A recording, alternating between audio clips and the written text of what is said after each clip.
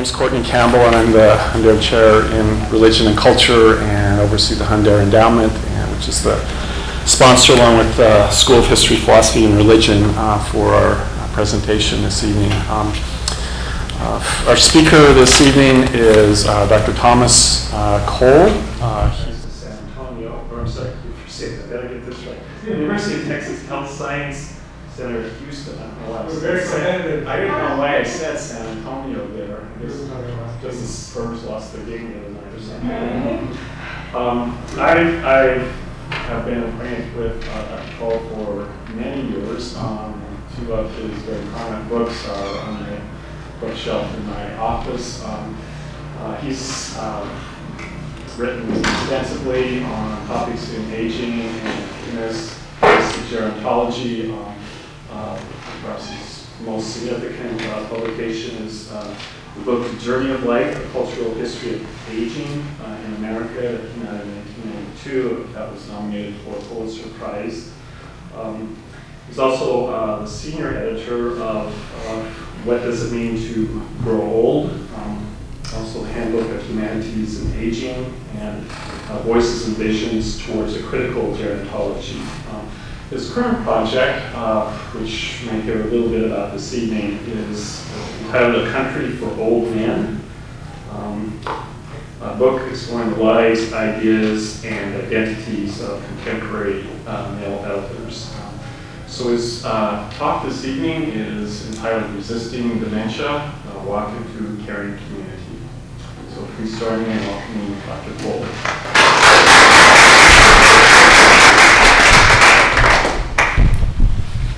Thank you.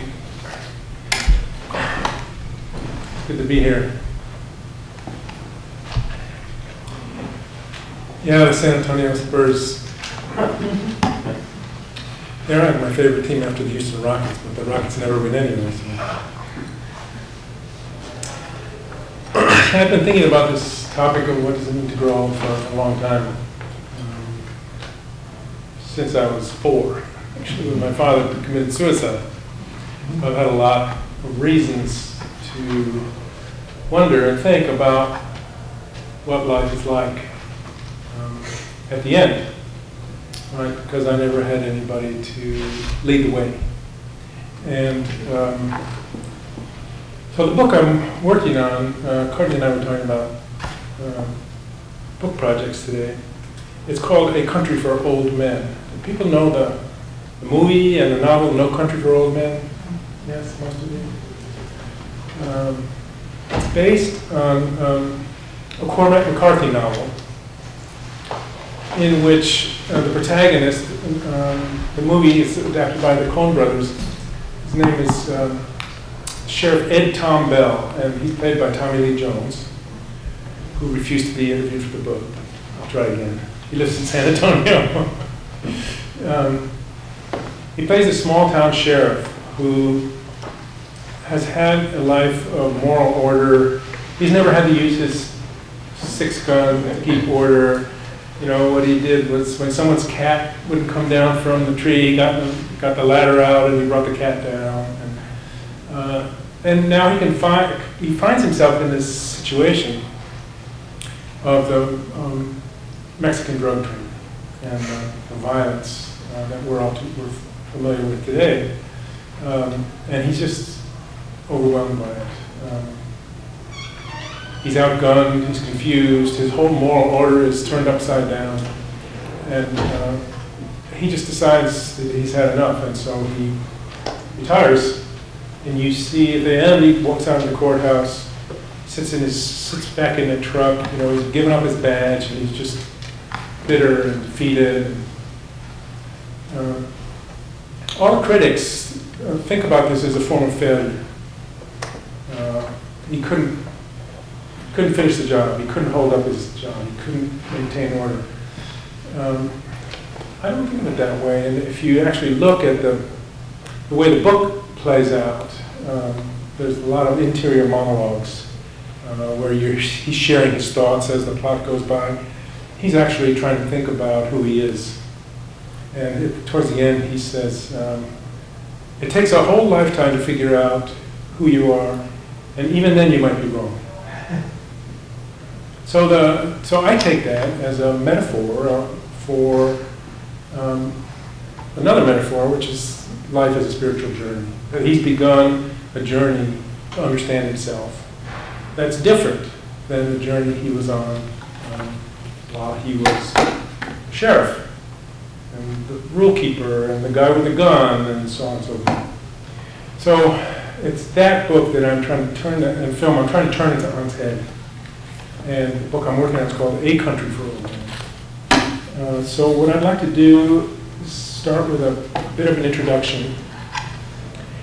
And then I'm going to give it more as a reading rather than an academic talk.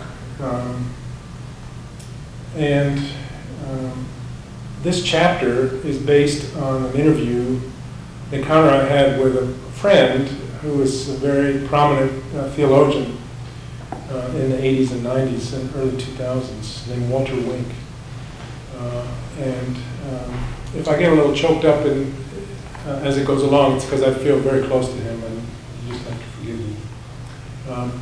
But it's about my encounter with Walter as part of a chapter of this book called A Country for Old Men. So because we live in a country and a culture that's devoted to youth, there's little for an older man to do except to try and act like a younger man.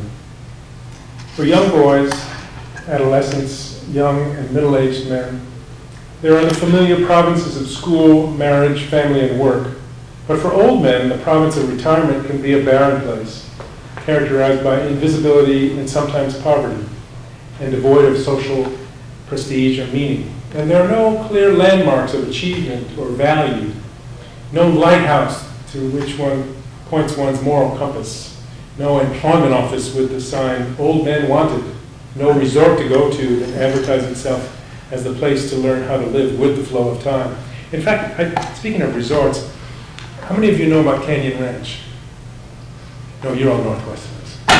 Canyon Ranch is a very famous resort. It started in Arizona and has an outlet in Lenox, Massachusetts, where my wife is this week. And it's a place you go and you just get pampered, and you get this. They feed you well. You get your exercise. They give talks, and the idea is you come away refreshed and relaxed, and somehow as if you can stop the flow of time. And I thought I had a chance to interview the guy who founded it. And I forget his name, Mel Zuckerman, I think. He's written about it. And because my wife had set it up, and then when he read the book proposal, he said, no, I don't want to be interviewed. In other words, he did not want any to reveal anything about the reality of decline, right? Because he wants to. I'm going on too long about this, but it's important. He wants to sell you the myth of anti-aging. Right? And so if he allowed me to interview him for the book, I'm going to push him until he talks about his body and what its limits are and what he thinks about death and so on. So he was having no part of that. So that's what came to mind when I said no resort area advertising itself as the place to learn how to live with the flow of time. So I follow really in a long line of men, and for those who are feminists, I include myself, and multiculturalists, I include myself. I follow in a long line of white men who date back at least to Plato's Republic, where Socrates tells Cephalus, "There's nothing which, for my part, I like better than conversing with aged men, for whom I regard as travelers. For I regard them as travelers who have gone on a journey which I too may have to go, and of whom I ought to inquire whether the way is smooth and easy or rugged and difficult. And this is a question which I should like to ask of you who have arrived at that time. Is life harder towards the end, or what report do you give of it?" So the first person I interviewed for this book was Walter Wink, as I mentioned, the prominent theologian, radical church critic, and peace activist who began his life in a small Texas town in 1935 and completed it in 2012 in a small Massachusetts town with more than one lifetime of pastoring, writing, teaching, speaking, protesting, and loving in between. I'd gotten to know Walter in the last few years of his life when he was struggling with Lewy body dementia and trying to complete what would become his last book, Just Jesus, My Struggle to Become Human. Walter and his wife June had long been close friends with my wife, Thelma Jean Goodrich, and we met when they came to Houston for a visit in 2007. Even though Walter was only 76 when I interviewed him, he was slipping away quickly. So the scene is that we came up to visit them when I was doing this interview. And Walter and I went into his study, and Thelma Jean and June went into the living room to talk and listen to music. So this reading is going to be a little jagged, right? Because I'm not going to try to fill in all of the logical spaces, the gaps that exist between Walter's thoughts, right? I'm just going to let him hang there until I pick up another thought or think about what he would have thought. So just a little word of warning. So it was a beautiful sunny day in February 2011 when we drove up to Walter and June's house, perched in the Berkshire Mountains on Route 8 in Sandusfield, Massachusetts. Snow lay on the ground all around their country home, its whiteness broken by dead leaves and old wooden poles still standing by their kitchen garden. Water ran over the banks and under the ice on Buck Creek, painting an iconic picture framed by the window of Walter's study. I was anxious about interviewing him, intimidated by his vast erudition, and unsure how I would handle a conversation sure to be filled with confusing locutions, memory gaps, and moments of absence. I was afraid of the darkness and anger and confusion that would enter me. I had done many book and film interviews over the years, and I know that people don't trust you unless you are calm and your heart is wide open. But then you can't control what comes in. You have to take it all. Perhaps I was afraid that his dementia would become mine. I didn't understand then that I would be witnessing Walter's ongoing quest to become faithfully human, that I would participate for a brief time in his courageous dance with dementia, following the alternating steps between resistance and acquiescence in the struggle against the black hole of the fourth age. The black hole is a term, the fourth age is a term which some British sociologists have talked about, the fourth age being sort of 75 or 80 and above. The third age, which I still unfortunately am, is some 50 to 75. So what I'm saying here is that Walter, this dance with dementia, he's accommodating and he's struggling against it. He's accommodating and struggling against it. Of course he's going to fall, like we all fall, into the black hole of the fourth age.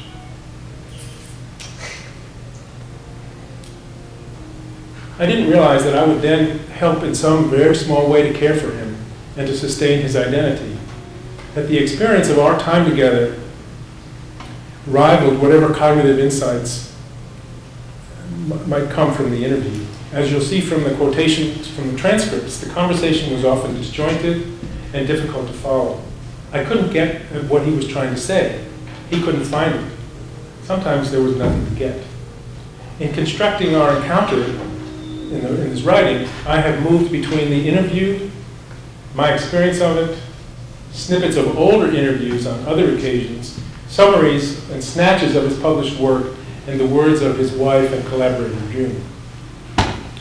Walter had struggled for years with the restless leg syndrome, prostate cancer, pneumonia, and now dementia, perhaps brought on by medication for the restless leg syndrome, was taking his mind and his life in terrifying places.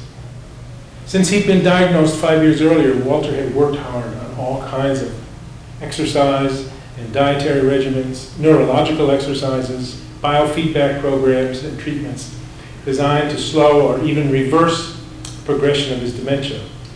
But the dementia was a steady slide. In a year, he would be dead. In the meanwhile, he was also learning how to live.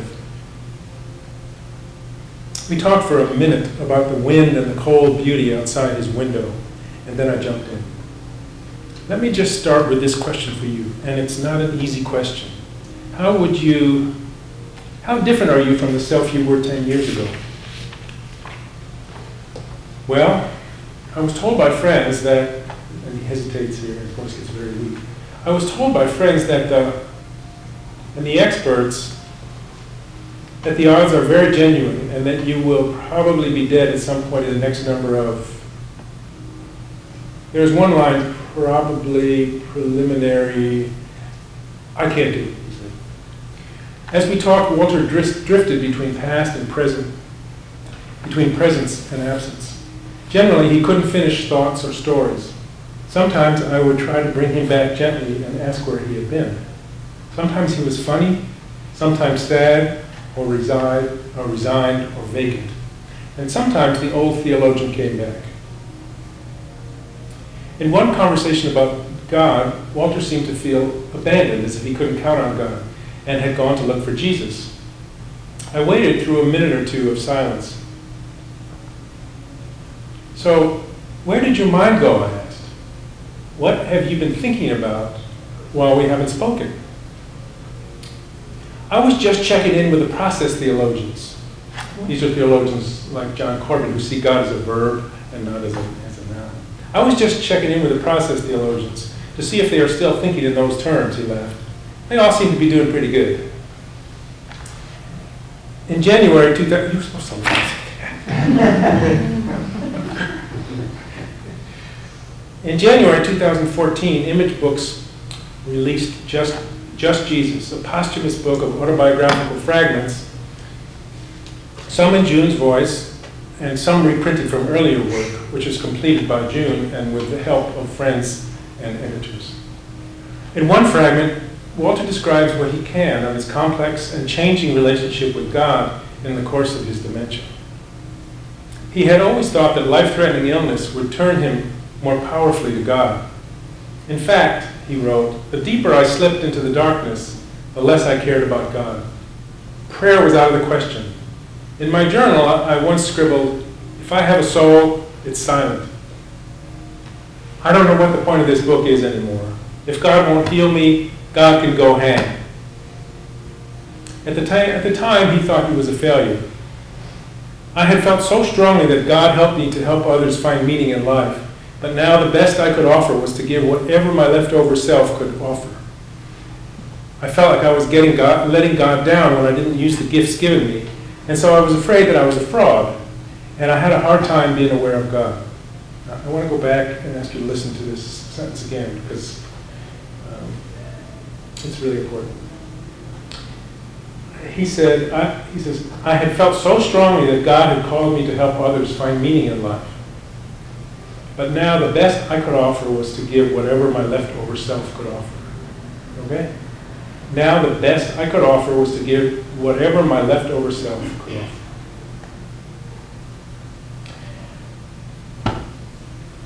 So when Walter had to cancel workshops and lectures, he fell into a deep depression.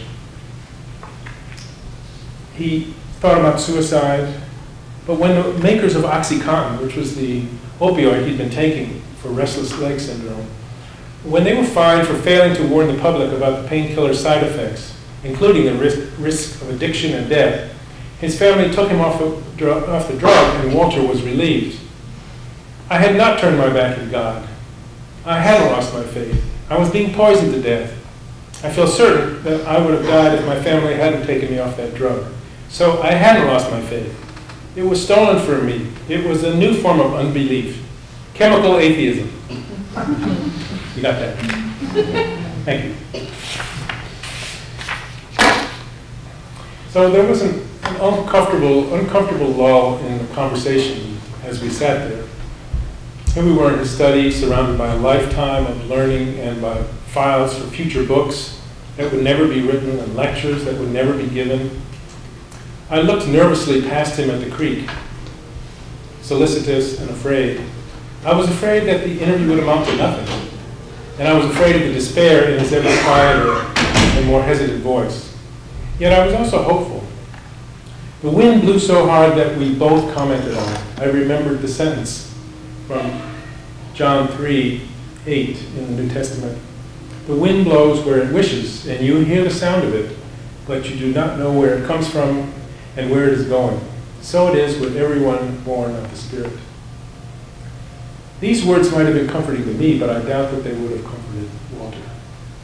When he was diagnosed in 2006, an interviewer for Sojourners asked him what he had learned from dementia. It had not been a big learning experience, he said. I just don't think we ought to give much credit to the sheer role of chance. We ought not to give death so much credit for our spiritual growth. I asked if he could tell me about his major contribution to biblical scholarship and the struggle for justice, or if he'd let his books do the speaking for him. I may have no choice in that, he laughed. But if I do have a choice, I'd say it's the passage from the Sermon on the Mount, Walk the Second Mile. I pulled the books down, I fumbled around looking for the passage, which turned out to be Matthew 5:38-41, and I gave it to Walter, and he read it out loud. You have heard it said that an eye for an eye and a tooth for a tooth, but I say to you, do not resist an evildoer. But if anyone strikes you on the right cheek, turn the other way. And if anyone wants to sue you and take your coat, give him your cloak as well. And if anyone forces you to go 1 mile, go also the 2nd mile. He couldn't really explain his radical reinterpretation of this passage, or why it was so important to his fundamental resistance, his fundamental message of nonviolent resistance to oppression. I found the answer in chapter 5 of his book called The Powers That Be, where Walter claims that contrary to conventional opinion, Jesus never recommends that Christians become passive doormats. When Jesus says, do not resist an evildoer, he is not counseling acceptance, Walter wrote. That would be an invitation to bullies and spouse beaters to wipe up the floor with their supine victims. Read in context, Walter argues, the gospel actually teaches a third way, which is neither submission nor assault, but resistance without violence. The phrase turn the other cheek does not mean submit, but rather show the one who has slapped you that his attempts to shame you into servility have failed. The phrase go the 2nd mile is a response to the Roman soldiers who commanded Jews to carry their heavy military equipment and carry it for a mile. It means to do twice as much as you are asked. Outperform the command and they will have no way to criticize your disobedience. And these are words from The Powers That Be. Jesus does not encourage Jews to walk a 2nd mile in order to build up merit in heaven, or to be pious, or to kill the soldier with kindness. He is helping an oppressed people find a way to protest and neutralize an onerous practice despised throughout the empire. He is not giving a non-political message of spiritual world transcendence. He is formulating a worldly spirituality in which people at the bottom of society or under the thumb of imperial power learn to recover their humanity. According to Walter, almost every sentence Jesus uttered was an indictment of the domination system or the disclosure of an alternative to it. Hence, he reinterpreted turn the other cheek from the Sermon on the Mount as part of his effort to identify the historical roots of nonviolent resistance, which we're familiar with later in Gandhi's movement against colonial rule in India, the nonviolent phase of Mandela's struggle against apartheid in South Africa, King's movement against segregation in the American South, as well as movements in Czechoslovakia, Poland, and others. And having identified the biblical origins of nonviolent resistance, Walter wanted to enroll contemporary Christians in the struggle against oppression. He himself traveled widely, experiencing the fierce dictatorship of Pinochet in Chile, as well as the poverty and oppression in the barrios and favelas throughout Central and South America. He slipped illegally into South Africa, where he taught and supported nonviolence in the fight against apartheid. During and after these trips, Walter often felt physically ill. He was overwhelmed by despair. He lost weight, and sometimes he could barely function. What saved him was not Jesus as the guarantor of salvation, but Jesus as a practitioner and teacher of nonviolent resistance to oppression. Jesus, who understood, lived under, and challenged the evils of the domination system. He came to know that, this is from Romans, neither death nor life, nor angels, nor principalities, nor powers will be able to separate us from the love of God in Jesus Christ. Walter's extensive biblical scholarship had been done primarily in the 1970s and 80s, and it was driven by more than a desire for academic advancement. He was denied tenure at Union Theological Seminary for his radicalism, but Union later gave him their highest academic award a year before he died. In a nutshell, Walter wanted to humanize Jesus as a means of helping people claim and fulfill their own humanity. And this is what I think he was trying to do in the midst of his own dementia. As Jews commonly remind themselves, I should say ourselves, that we were born as slaves in the land of Egypt, Walter wanted Christians to remember that they were first born under the boots of the Roman Empire. And the Roman Empire, as he saw it, was only the first of the powers that make up the domination system, which historically might take the form of ancient Near Eastern states, feudal Europe, communist state capitalism, multinational corporate capitalism.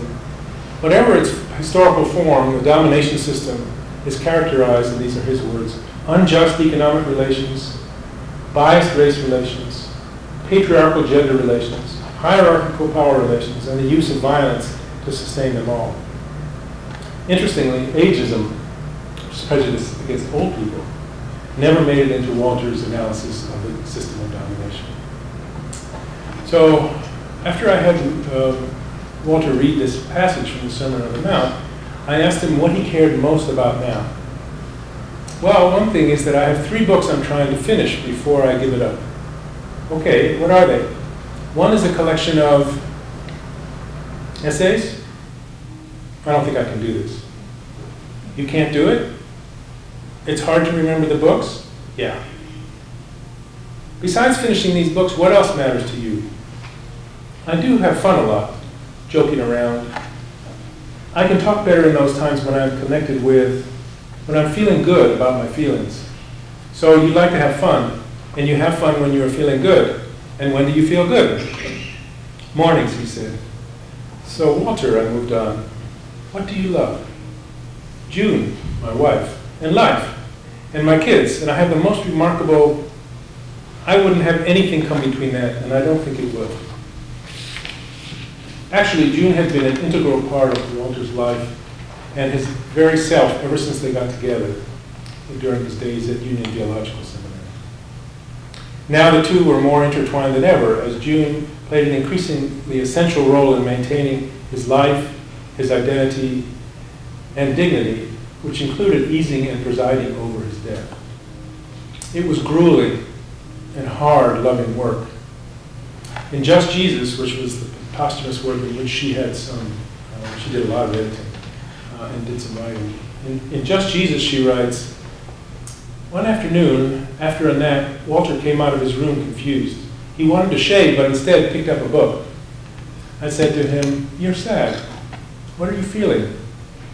I'm going to miss you so much, he answered. We talked about death and dying and who is left. I said, I may be the one who dies first. Chances are 100 to 1 that won't happen, he said. I will be the lonesome one. You will be fine, I assured him, I being Jude. Walter broke down and cried and cried. I said, do you feel better? He nodded, yes. Of course, we hugged tightly as we always did. So next I asked Walter if his theological background or faith or biblical knowledge helped him cope with dementia. I've been a bit puzzled, he answered. When I've reflected on it, I don't feel like that. And I'm saying I'm surprised that I haven't done a lot of calling on God. I haven't been calling for help. On the other hand, I have felt just fine. I accepted what God put on my plate. And I figure I've had a terrific life, just beyond belief, with no expectations. I love that phrase, just beyond belief. I asked him about the future and what he looked forward to. Good question. I don't know. I'm going to be dead pretty quick, he laughed. That doesn't leave much. Unless there really is life after death. Leave much. Unless there really is life after death. Walter fell silent. I asked if he remembered what he wanted to say. Nope. It's just, It's like we can't know, and I'm happy. I don't need, I figure that if God is as good as people have been saying about him, that there's a chance that there's going to be beautiful days on. But Walter's concern was not primarily with his individual fate. Whether there was a personal life after death was not worth much thought to him. As he put it, I wouldn't waste my time on an unnecessary expectation. After an hour, Walter was visibly tired and we took a break. When we came back, I tried to summarize where we were. If I understood you correctly, you said if God is all he's cracked up to be, then you don't need to waste your time worrying about the afterlife. Is that a fair statement of the way you think about it? Only if it's the opposite of the statement that God is so good that he must be beyond belief. Yeah. Am I coming through? Are you understanding what I'm saying? Looking back at the transcripts of our interview, I don't think I understood what Walter was trying to say. I'm not sure he understood them either. My sense, though, is that he was saying that since questions of life after death are up to God, you don't need to worry about it because it's not up to you. But the key point for Walter is that individual salvation through Jesus Christ was not Walter's major concern. What mattered to him, salvation's ultimate question, is that, and these are all his words, we have to save the planet. We literally have to save the planet. It can't be just a gesture of total and absolute salvation with everybody and everything, and that means doing the right thing theologically.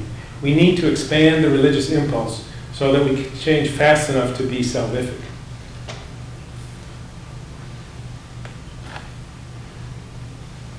In the spring of 2012, when they were both exhausted from the long years of resisting and accommodating his dementia, Walter told June that he wanted to be with Jesus. I could see that he had chosen to die soon, wrote June in the preface to Just Jesus. So one night I made an urn. As a potter, I felt that there was something beyond my hands forming this vessel. I made it quickly and went to bed. Walter died 10 days later.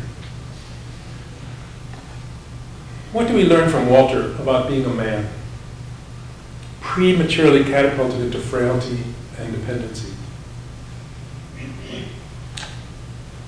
The hegemonic image of the American male as self-reliant and independent has always been a distorted myth and an ideal, never more so than when mapped onto the experience of being an old man losing his body and his mind. Senility, writes Jesse Ballinger, haunts the landscape of the self-made man. Walter had always preached solidarity with the oppressed and resisted the structures of patriarchy, racism, homophobia, and multinational corporate capitalism. But he never addressed the structural and cultural forces of ageism or the medicalized pressures to perform middle-aged masculinity to the end of one's days. And this is one of the themes of my book. So how important our culture tries to make it to live against the flow of time, how to grow old without aging. Slightly different topic which we could come back to. So in reality, Walter's identity and his well-being depended almost entirely on the care and love of others. Looking back on the interview, I now see that my role was not only to listen and to learn, but to care and support. I too love Walter, and I was a tiny part of the ongoing family and friends to sustain Walter's spirit, to promote his dignity, and to preserve his constantly shifting identity. I also see that we were both influenced by a hyper-cognitive masculine culture that undervalues feelings, creativity, and embodiment, all sources of agency and well-being. Let me say that again for the men in the room. We were both influenced by a hyper-cognitive masculine culture that undervalues feelings, creativity, and embodiment, all sources of agency and well-being. And these are things he learned in his struggle to become human as he was becoming more demented. During the course of his dementia, Walter learned to sing the blues. At first he chanted songs, or songs he put together. But I tried too hard and they got all tangled up with my perfectionism. So my spiritual guide, Andy Canale, had me create the blues on the spot, with no art or craft to spoil the spontaneity of the songs. Walter learned to sing his own blues, knowing that they were traditional tools to fight against the forces of domination. The slaves knew that, he says. When there's no conceivable hope, singing the blues opens up a new and other reality. It doesn't have to be pretty. It can be a single note. At night, Walter and June learned to sing Christmas carols as a form of relief from the terrors of the night. Every time June would sing and chant, these are his words, I experienced immediate relief. Singing carols alleviates nightmares, circular dreams, and sleepwalking. I have learned to accept my depression and work with it. Often I need lots of help. Almost to the end, Walter understood that living his life fully with profound memory loss could be a way of fulfilling the task of becoming human. Learning to accept his limitations allowed him to become more resilient, even to find light in the black hole of dementia.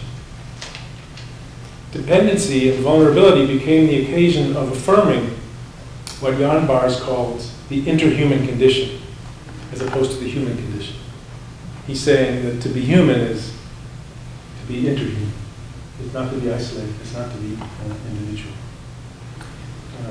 And so the dependency and the vulnerability became a way of affirming this interhuman condition.